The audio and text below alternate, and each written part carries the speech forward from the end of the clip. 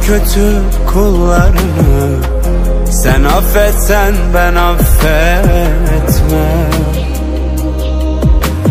Bütün zalim olanları sen affetsen ben affetmem. Bütün zalim olanları sen affetsen ben affetmem.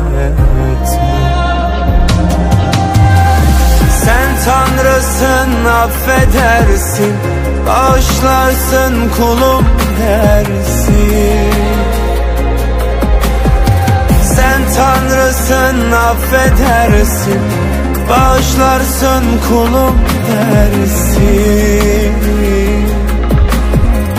Neler çektim sen bilirsin. Sen affetsen ben affetmem. Sen affetsen ben affetmem.